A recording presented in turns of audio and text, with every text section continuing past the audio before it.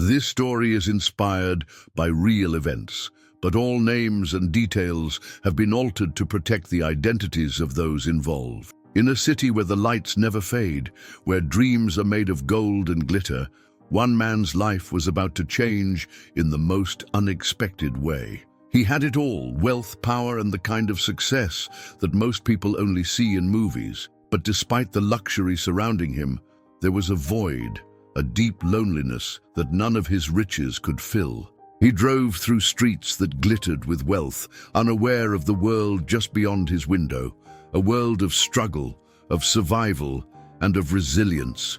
It wasn't supposed to happen. The night seemed like just another drive, a routine that wouldn't stray from the ordinary. But as fate would have it, something as simple as a flat tire would unravel everything he thought he knew about life. Stranded on a forgotten street, he found himself face to face with someone who had nothing, but somehow seemed to possess everything he lacked. She was the last person he expected to meet, a woman who had known hardship in ways he could never understand. Yet there she was, offering help when no one else would. Her presence was a stark reminder of the things money could never buy: compassion, humility, and strength. And just like that, his world was changed forever. Where are you from? Comment below with your city and state, and let's see how far this story can reach. The unexpected encounter. It was just another night, the kind where everything seemed to go according to plan. I was driving home from another long meeting, the city lights of Los Angeles flickering in my rearview mirror as I navigated through the winding streets. The usual luxury of the car's smooth ride was comforting, but something about the night felt off. Maybe it was the weight of the week pressing down on me.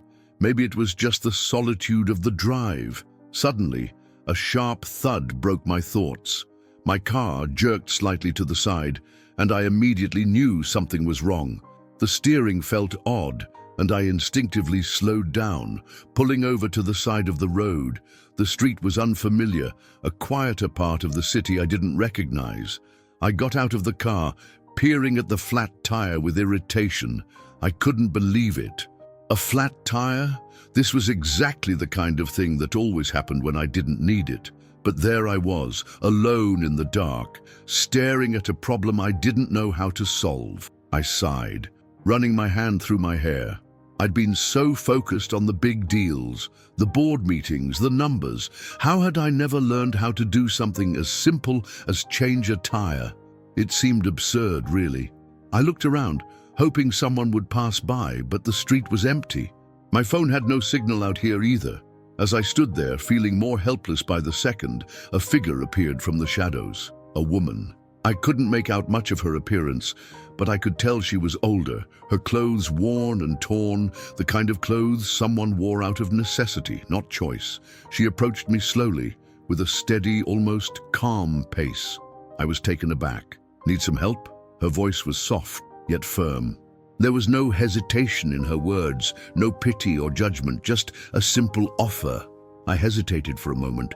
She was a stranger, and from the looks of it, someone who didn't exactly have the means to help me. But then I realized how ridiculous my pride was. I didn't have a choice. "Yeah, I guess I could use some help," I said, trying to hide the embarrassment in my voice. She nodded and crouched down beside the tire.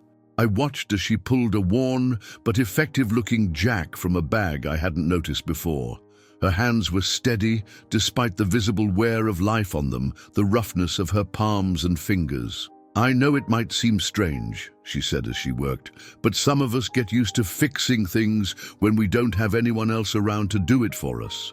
I watched her in silence, something inside me shifting. Here was this woman, with nothing, yet she was doing something I couldn't even do with all my resources. I felt a twinge of guilt, but more than that, I felt something else: curiosity. "What's your name?" I asked, not sure why I even cared to know. "Emma," she replied, without looking up. "I'm Jake," I said, feeling awkward. I tried to keep the conversation light, but the silence between us grew, filling the space with something I couldn't name. I had been so consumed by my world, the parties, the deals, the power, and here was this woman, a stranger in the most real sense of the word, helping me without a second thought. "You're different than most people I meet," I said, the words slipping out before I could stop them. She finally looked up at me then, her gaze piercing yet calm. "I don't know about that. Maybe I'm just willing to help where others wouldn't." She finished tightening the bolts and stepped back, wiping her hands on the faded fabric of her pants. "You're good to go," she said with a smile, the kind that didn't come from kindness alone, but from something deeper, something I didn't understand yet. "Thank you," I said genuinely. The words didn't feel like enough, but they were all I had. She nodded, then turned to walk away. But before she disappeared into the shadows, she paused, glancing over her shoulder. "Sometimes the people with the most to offer don't look like it, you know," she said cryptically before disappearing into the night. I stood there for a long time, watching her leave, the weight of her words settling on me.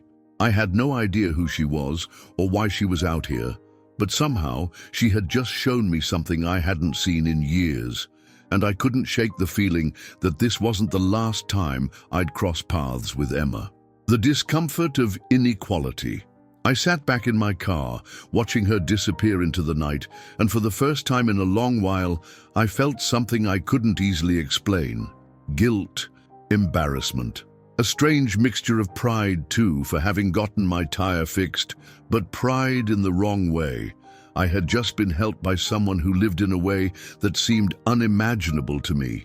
And yet, she had done something I couldn't even do myself. It made me uncomfortable in a way I wasn't used to. I had everything. A car that cost more than most people's entire yearly salaries. A life filled with meetings, deals, and parties. But none of that mattered when it came to something as simple as fixing a flat tire. I wanted to brush it off. I wanted to laugh it off and go back to my world of comfort and control, but I couldn't. Something about Emma's calm presence, her quiet confidence, kept lingering in my mind. I drove away, the tire now fixed, but my thoughts were anything but settled. I couldn't stop thinking about the way she looked at me, like I wasn't some wealthy stranger, but just another person. There was no pity in her eyes, no awe of my status, which made me feel both small and relieved in a way. It was as if I didn't have to be anything more than I was in her presence. But still, I couldn't shake the feeling of discomfort. I was a man used to being in control. I had always known what to say, where to go, how to fix problems, how to make things happen. But Emma had made me feel like an outsider in my own world. The next day, as I went about my usual routine, I found myself thinking about her again. She wasn't the kind of person I usually came across. People like Emma, people who lived on the streets, weren't a part of my world. They didn't belong in the circles I ran in. And yet, she had just stepped into my life without warning, and I wasn't sure what to make of it. I told myself that it was just a moment, a chance encounter. I had no reason to think any more of it. After all, what could someone like her offer me? She didn't have the wealth, the power, or the connections that mattered in my world. But I couldn't get rid of the nagging feeling in my stomach. There was something about the way she had helped me, so effortlessly, without expecting anything in return, that stuck with me. I hadn't even asked her name, and yet she had treated me like a person, not a client, not a rich businessman, just a man who needed help. I shook my head, trying to get rid of the thoughts. She was just a homeless woman. It shouldn't matter. She was just a stranger. And yet, I couldn't help but wonder if I had misjudged her. It wasn't until a few days later, when I found myself driving down the same street again, that I realized I hadn't truly let go of the encounter. I slowed down, scanning the sidewalk. I wasn't sure what I was looking for, but something in me needed to see her again. And there she was, standing near the corner, her figure barely visible under the dim streetlights. My heart skipped a beat before I could even stop myself. I pulled over to the side of the road and rolled down the window. "Emma," I called out, a little uncertain. She turned, her face lighting up with a soft smile. "You again?" she said, almost teasing. "Thought you'd gotten lost in your world of shiny cars and big buildings." I chuckled, but it felt hollow. I was just passing through," I said.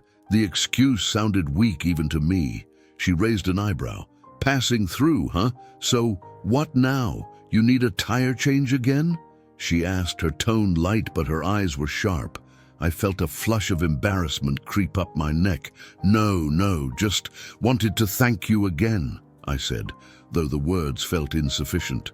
You didn't have to help me, but you did. Emma shrugged, her expression unreadable. It's just what I do, she said simply, as if it was nothing special. I hesitated. I've been thinking about what you said that night, about people who look like they have nothing but actually have everything. She looked at me for a moment, then took a deep breath. People like me, she said quietly. We don't have the luxury of hiding behind things. We don't have walls of money or status to protect us. When you have nothing, all you have is who you are. Her words stung, but I didn't want to admit how much they resonated. There was a deep truth in what she said, one that I had avoided confronting for far too long. I looked away, trying to gather my thoughts. She smiled softly, her eyes reflecting a kind of understanding that only someone who had truly lived could have. Anyway, take care of yourself, Jake, she said, as if dismissing me. I watched her walk away again, her figure disappearing into the darkness. I sat there for a while, the silence in the car suddenly feeling heavier than it should. What did I really know about her? What did I know about myself? Emma had reminded me of something I had long forgotten. Life wasn't just about the things you had, but about the person you were. I couldn't help but feel like she had just shown me something I had been missing, something that was right in front of me the whole time. A glimpse beyond the surface. The next time I saw Emma, I wasn't looking for her, but there she was, standing on the corner as if the world had decided we should meet again. I pulled over, unsure of what to say, but feeling like I needed to understand more. "Hey, Emma," I called out, rolling the window down. She turned and smiled. "Back again, huh? Thought you'd given up on the streets." I felt a rush of discomfort, the same feeling from our first meeting, but I pushed it aside. "I'm glad I found you again," I said, not entirely sure why I felt that way. She raised an eyebrow. "Yeah? I'm not exactly the kind of person people seek out, you know." I felt my pride push back, but there was something in me, a pull to understand her, to know why I couldn't stop thinking about her. "Can I ask you something?" I ventured. "Why did you help me the other night? People like me, I don't belong in your world." She paused, her eyes searching mine. "People like you," she repeated slowly. "You mean people who never have to worry about where they'll sleep or how they'll eat?" I winced at her bluntness. She was right. I had never struggled like she had. I didn't know what it meant to be invisible in a city full of people. "You're right," I said slowly. "I don't understand, but when I needed help, you were the first to offer. Why?" She didn't answer right away, but her gaze softened. "Maybe because I know what it feels like to be invisible," she said quietly. "When you have nothing, you take whatever help you can get." Her words stung, cutting through the layers of comfort I had wrapped myself in. She wasn't asking for anything in return, yet she had given me something I couldn't quite grasp yet. I watched her crouch down to work on the tire, her movements quick and efficient. Her hands were rough, worn from a life I couldn't imagine. I couldn't help but notice how she seemed so at peace with herself, despite everything. She wasn't asking for sympathy. She was just doing what she needed to do. I had everything: wealth, power, a world that revolved around me. But here she was, fixing my tire as if it were the most natural thing in the world. I felt both embarrassed and humbled. "You know," I said after a moment, "I've been thinking about what you said, about people with the most to offer not looking like it." She glanced up at me, her expression softening. "People like me don't get credit for anything," she said, voice quiet. "But that doesn't mean we don't matter." I nodded, unsure of how to respond. Her words were simple, yet they struck me in a way I hadn't expected. I couldn't fully understand her life, but I was beginning to see that she had more to offer than I had ever realized. When she finished with the tire, she stood up and wiped her hands. "You're all set," she said with a small smile. "Just pay more attention next time." I looked at her, feeling like I owed her more than just gratitude for the tire. "Thank you," I said, my voice sincere. It wasn't just about the tire anymore. It was about the way she had opened my eyes to a world I had been blind to. Emma nodded, her gaze thoughtful. "Take care of yourself, Jake. There's more to life than what you've been taught." As she turned and walked away, I stood there, feeling like something had shifted inside me. I didn't fully understand everything she had said, but I knew that I was starting to see beyond the surface of the life I had always known. The awakening of curiosity. Over the next few days, I couldn't stop thinking about Emma. It wasn't just the tire she'd fixed or the way she had handled the situation with ease. It was something deeper, something about her that made me wonder what she knew about life that I didn't. I'd spent my life surrounded by luxury, but Emma, in her simple existence, seemed to understand something I couldn't quite grasp. I found myself driving through the same streets, hoping to run into her again. It felt odd, almost like I was looking for something, though I didn't know what. It wasn't like me to be interested in someone like her, but Emma wasn't like anyone I knew. She didn't ask for anything, didn't want anything. And yet, she had shown me a side of life that I had never even considered. I pulled over one afternoon, not sure if I'd see her or not, but there she was, walking down the sidewalk, moving at a steady pace.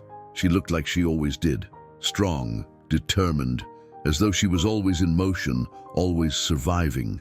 I got out of the car without thinking, feeling a strange pull to talk to her again. "Hey, Emma!" I called, suddenly nervous. She turned, surprised, but smiled when she saw me. "Jake," she said with a slight chuckle. "What's up?" I wasn't sure what I wanted to say, but the words came anyway. "I've been thinking about what you said the other night, about how people like me don't see the world the way you do." She raised an eyebrow. "Yeah? And what do you think that means?" "I don't know," I admitted, "but I feel like there's something I'm missing. I want to know more about what you've learned, about life, about surviving." Emma paused, her gaze steady. "You want to know about me?" she asked. "Why?" I hesitated, but the words came out. "I guess I want to understand why you're different, why you live the way you do, and why I can't seem to figure it out. You seem to know something I don't." She looked at me for a long moment, then spoke slowly. "Maybe you think I know something you don't, but the truth is, I just survive. I don't have time to think about anything else. You've got it easy. But for people like me, it's all about getting through each day. We don't have time for anything else." I felt a jolt at her words. She was right. I had never lived like she had, never known what it meant to struggle for every little thing. And yet, she seemed at peace in a way that I couldn't understand. "Survival," I said softly. "But is that all there is? Just getting by?" Emma shrugged. "It's all I know, but maybe that's the problem with people like you," she said. "You're always looking for something more success, more money, but maybe you need to stop thinking about what you can gain and start thinking about what you can give." Her words hit me harder than I expected. I had spent so long trying to climb higher, but what had I really gained? Emma had shown me a side of life I had never considered. The world I lived in seemed so focused on power and status, but it had none of the depth that Emma carried with her every day. "Thanks, Emma," I said quietly, though I wasn't sure what I was thanking her for. I didn't have the answers yet, but something had shifted. She smiled, as if she knew exactly what I was thinking. "Take care, Jake," she said, her voice gentle. "There's more to life than what you've been seeing." As she walked away, I stood there, the weight of her words pressing down on me. For the first time, I realized I had been missing something fundamental about life. I wasn't sure where this path would take me, but I knew that I needed to understand more. The resistance. I couldn't stop thinking about Emma. The more I reflected on our conversations, the more I realized that I wanted to help her, to give her something. I didn't want her to feel invisible or neglected. But the more I thought about it, the more I began to realize how wrong that approach was. It wasn't just about the tire anymore. It was about Emma's dignity, her resilience, and the way she lived her life with a quiet strength I had never seen. I didn't want to just give her charity. I wanted to do something meaningful. But how could I do that? I decided to go looking for her. It had only been a few days since I last saw her, but it felt like much longer. I told myself I wasn't trying to rescue her. I wasn't trying to play the hero. But deep down, I knew I wanted to do something for her, even if I couldn't fully articulate what that something was. I found her standing on the same street corner, the place that had become so familiar to me. She was standing still for a moment, but her eyes were always moving, always aware of the world around her. I pulled over, my heart beating a little faster than usual. "Hey, Emma," I called as I approached her. "I've been thinking, maybe you could use some help. There's a shelter nearby, or I can—" She stopped me before I could finish. "I don't need your charity, Jake." Her words cut through me. I hadn't expected such a blunt reaction. She stepped back, her eyes hardening with a quiet intensity.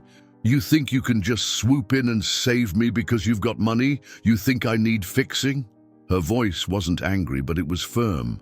"I don't need to be saved." I stood frozen, unsure of how to respond. In that moment, I realized how much I had misunderstood her. I had approached her with the mindset that I could fix her life, that my wealth and influence could somehow change her circumstances. But Emma wasn't asking for help in that way. She wasn't broken, and she didn't want to be fixed. "I didn't mean it like that," I said, trying to explain, though I wasn't sure what I could say to make things right. Emma's expression softened slightly, but the resistance remained. "You don't get it," she said quietly. "I don't want your pity, Jake. What I want is respect. I want to be seen as a person, not a project. I'm not asking you to fix anything."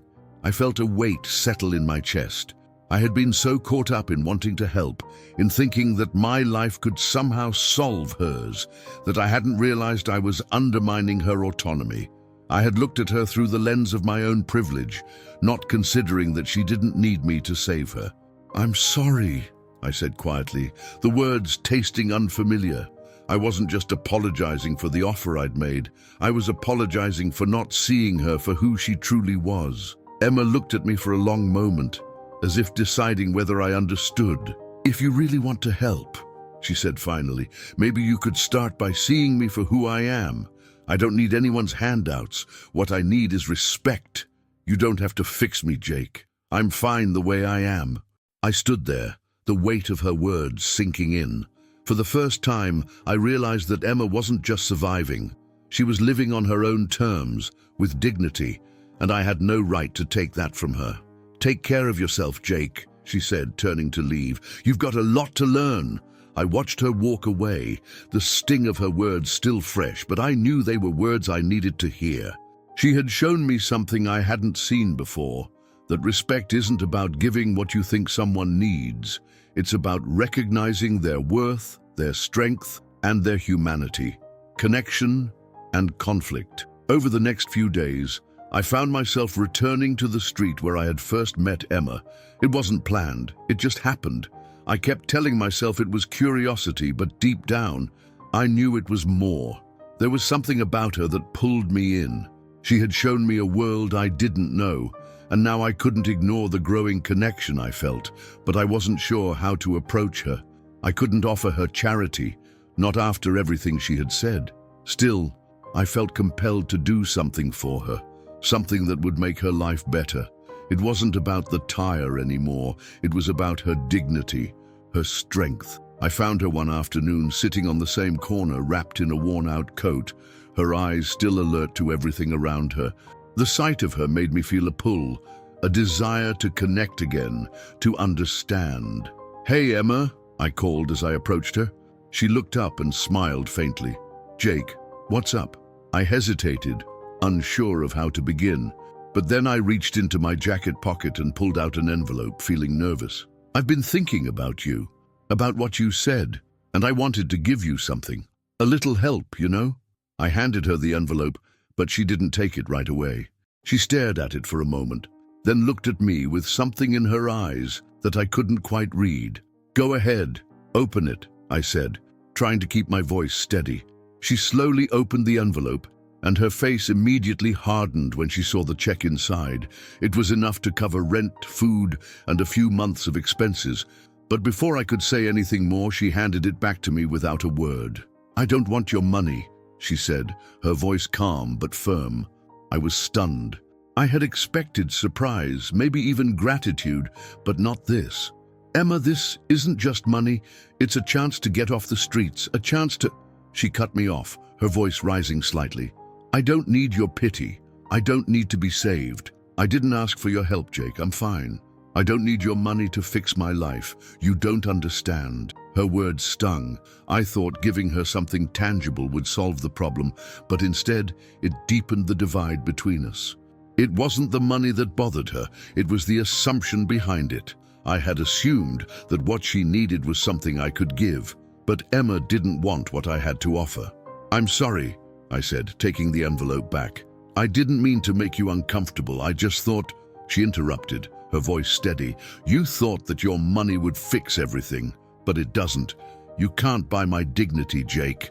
I stood there, feeling like a fool. I'd been so focused on solving her problems with my resources that I hadn't even stopped to understand what she truly wanted. She didn't need my charity. She didn't need me to fix her. She needed respect. I understand, I said quietly, my voice heavy with realization. I had been wrong. I had misunderstood her. She wasn't asking for a handout. She wanted to be seen as a person, not a project. Emma's gaze softened just a little.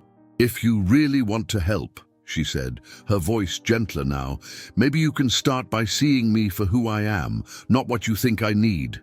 I nodded, still processing everything she had said. Take care of yourself, Jake, she said, turning to leave. You've got a lot to learn. As she walked away, I couldn't shake the feeling that I had crossed a line I hadn't even realized existed. The connection between us was undeniable, but the conflict between our worlds, my privilege and her reality, was a tension I hadn't been prepared for. I watched her disappear into the crowd, a mixture of confusion and admiration swirling inside me. I had thought I understood her life, but now I saw how much more there was to learn, and I wasn't sure I was ready to face it. The days after my encounter with Emma were filled with a strange restlessness. I couldn't get her words out of my head. I had tried to offer her something I thought would help, something I believed would make her life better, but it had only pushed her away. I had spent so many years in a world where success was measured by wealth, power, and the approval of others. But now, standing there, I realized just how hollow all of it felt. My life had been defined by my accomplishments, my possessions, my influence. But in Emma's world, none of those things mattered. She didn't care about what I had or what I could give her. She only cared about being treated with respect, about being seen as a person, not a problem to be solved. The more I thought about it, the more it bothered me. My wealth, my status, it had been my identity for so long. I had used it as a shield, a way to distance myself from the uncomfortable realities of the world. But now, I couldn't ignore the fact that all of it felt increasingly meaningless. I was wealthy, yes, but I was also lonely, disconnected, and unsure of who I really was. I began to look at the world around me differently. The city, the people, the conversations, they all seemed so shallow, so superficial. The small talk, the deals, the endless pursuit of more, it was all a game I no longer wanted to play. The more I reflected on it, the more I realized that I was living in a bubble, insulated from the things that really mattered. I started questioning my priorities. What had I been working for all these years? Was it all just to fill the empty space inside me? What had I truly gained from all my success? I visited the same places I always did, but nothing felt the same anymore. I found myself looking at people differently, seeing them as more than just figures in the background of my life. I watched them going about their day-to-day struggles, trying to survive, trying to make ends meet. And I realized that for the first time, I was actually seeing them, not just as people to serve my needs, but as individuals with their own stories, their own lives. Emma had opened my eyes to a side of the world I had never bothered to understand. Her life, though difficult, was real. It was raw and it was human in a way that my life, filled with luxuries and distractions, could never be. I started spending more time away from the boardrooms and the expensive restaurants, taking walks through neighborhoods I had never noticed before. I felt a sense of calm, a quiet understanding that I had never experienced in the fast-paced world I was used to. It wasn't just about wanting to help Emma anymore. It was about understanding her world, her perspective. I wanted to learn from her, to see the things I had been blind to for so long. I wanted to understand what it meant to live with authenticity, to live with purpose, without the need for constant validation. I had spent so much time trying to build a life based on external success, but now I was beginning to see that true fulfillment didn't come from the things I owned or the titles I held. It came from something deeper. It came from connection. It came from understanding the world as it truly was, not as I wanted it to be. Emma had shaken something inside me, and for the first time, I felt like I was beginning to wake up. The true wealth. It was a few weeks after our last encounter that I found myself looking for Emma again. I hadn't planned it. It wasn't that I thought I could solve her problems, but rather that I had come to realize I wasn't the one who needed fixing.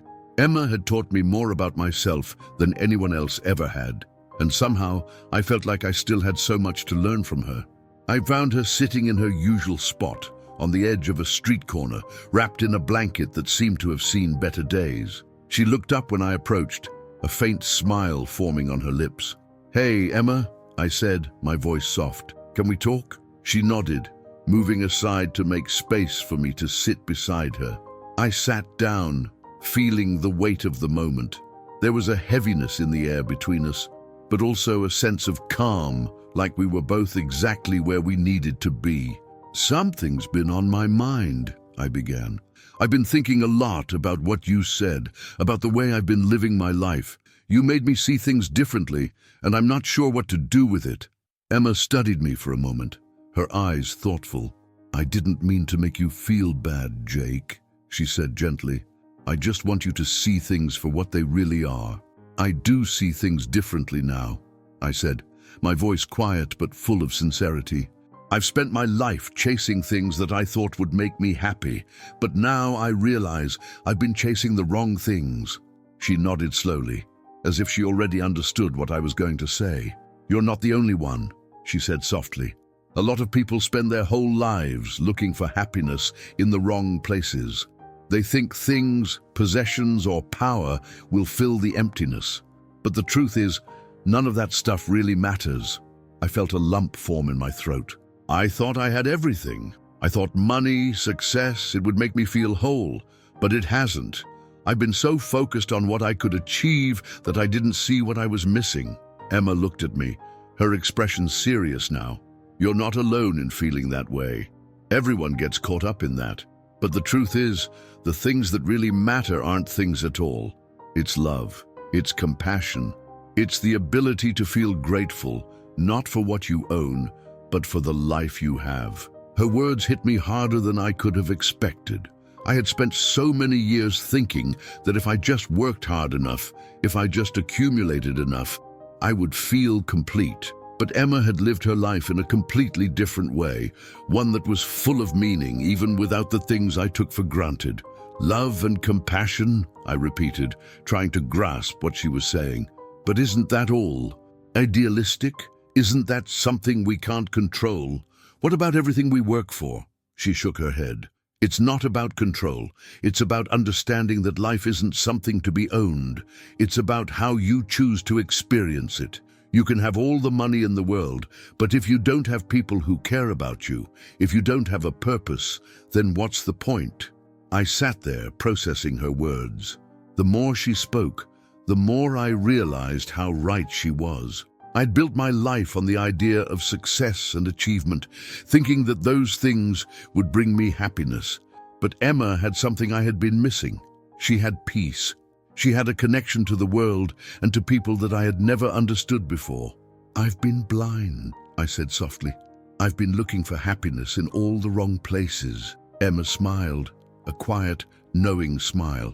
"We all are, at some point. The trick is learning to see what really matters before it's too late." For a moment we sat in silence, just looking at the world around us.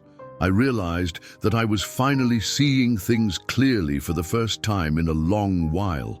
And I knew that the things I had been chasing, wealth, status, power, weren't what would fill the emptiness I had been feeling. The only thing that could do that was living a life full of meaning, purpose, and connection. "Thank you, Emma," I said, my voice barely a whisper. I didn't realize how much I needed to hear all of this. She gave a small shrug, her eyes soft. "I'm just speaking the truth, Jake. You have everything in your life that you need. You just have to open your eyes to see it." The obstacle of society. Things began to change after that conversation with Emma. I had started to see the world in a new light, one that was less about possessions and more about connection. I spent more time thinking about what truly mattered in life, and it wasn't the wealth I had spent so many years amassing. It was the things I had ignored, the love, the kindness, the real human connections that could make life meaningful.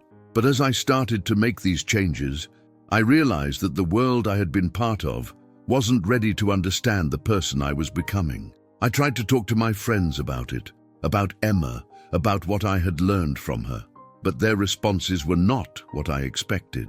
One evening, I found myself at a dinner party with some of the people I had known for years. We were seated at a large table in a glamorous restaurant, the kind where everything felt over the top, from the wine to the endless stream of servers.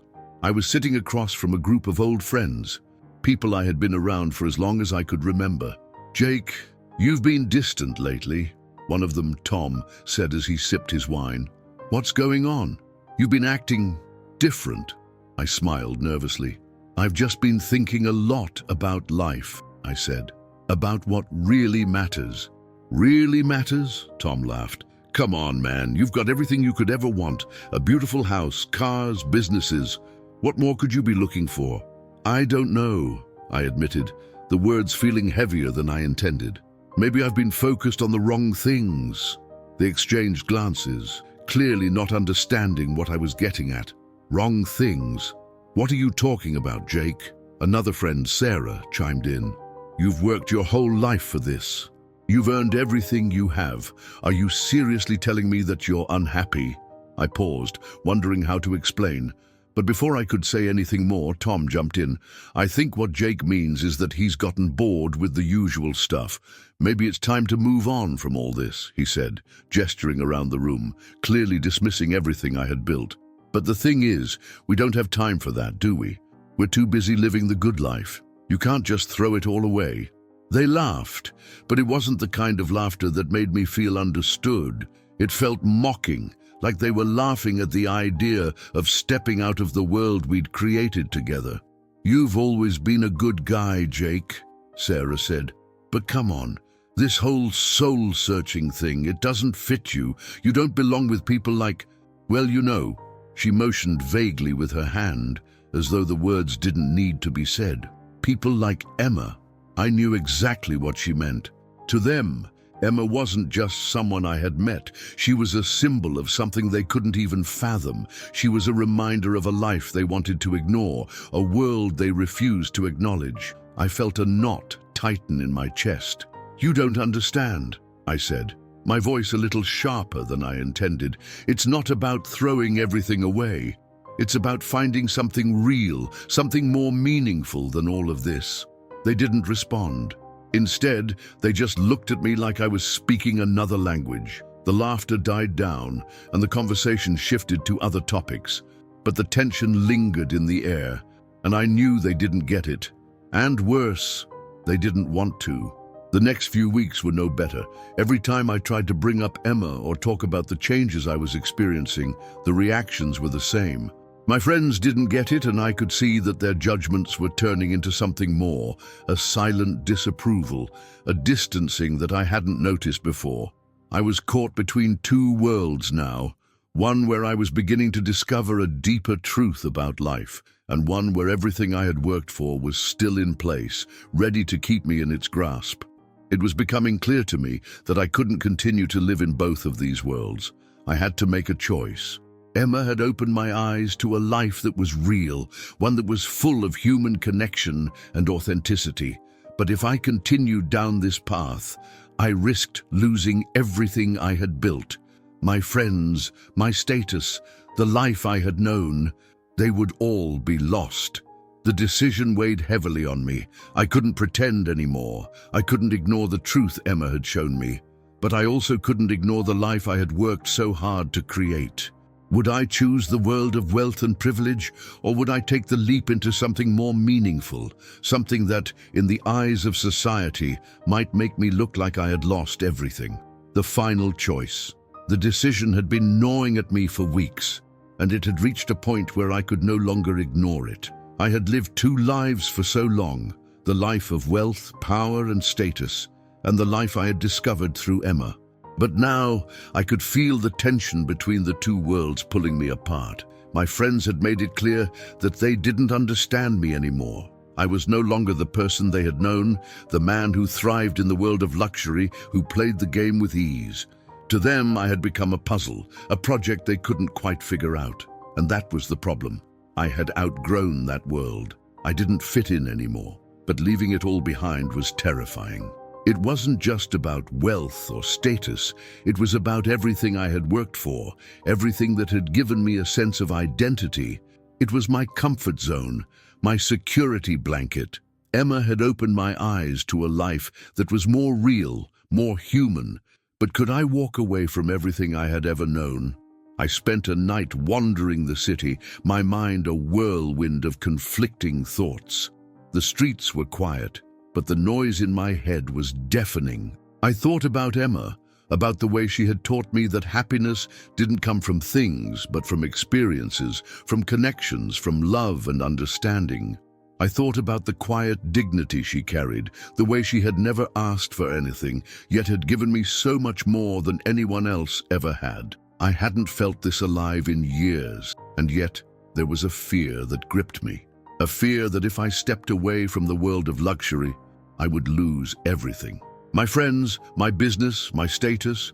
I had worked my entire life to build this empire, and the thought of walking away from it was like stepping into the unknown. I found myself standing at a crossroads, both literally and figuratively.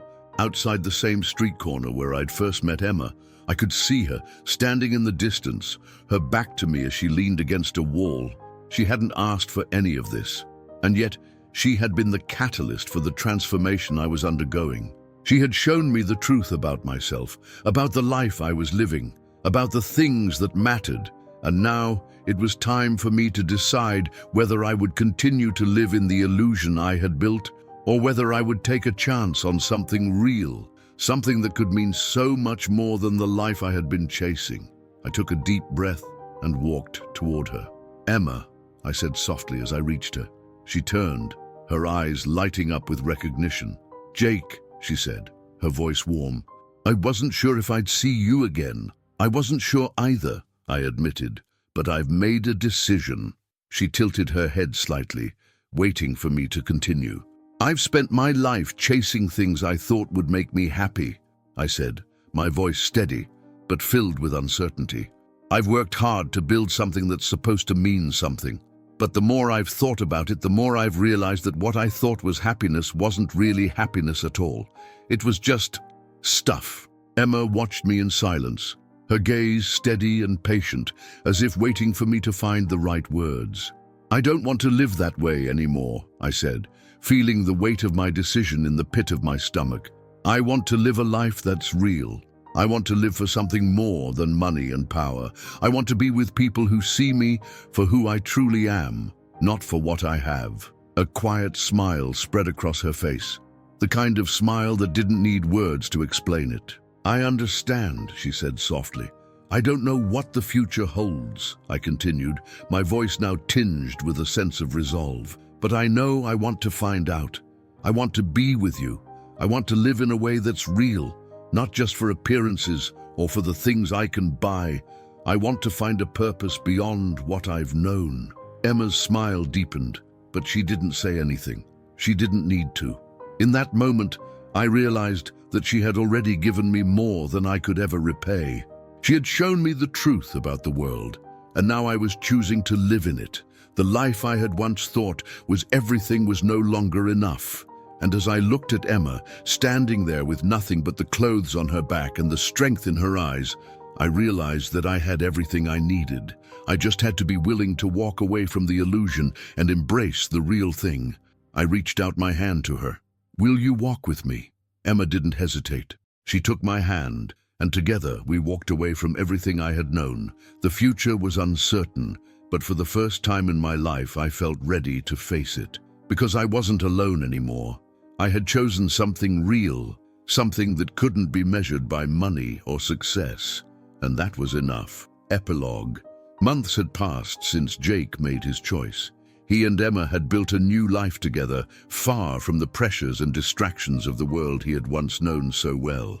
Every day, he discovered the true value of simplicity. No longer surrounded by luxury and false smiles, he learned to live with purpose and gratitude. What had once seemed like the foundation of his happiness, money, power, status, now felt small and empty in the face of the wealth he found in his journey towards self-discovery and humanity. Emma, with her quiet wisdom, had not only shown him a new way of seeing the world, but had also taught him to appreciate the little things. Together, they began helping others in similar situations, sharing what they had learned about compassion and respect. Jake realized that by helping others, he was also helping himself. Money, which had once been his sole measure of success, had become just a tool to create a positive and genuine impact. He never imagined his life would take such a different turn. Looking back at the man he once was, he saw someone almost unrecognizable. He didn't miss what he had lost, but instead felt a profound sense of peace. He was finally living authentically, beside a woman who had shown him what really mattered: connection, love, and respect. As they walked toward the future together, Jake knew there was still much to learn. But now he was ready to face whatever challenges came his way, for he had finally found true wealth.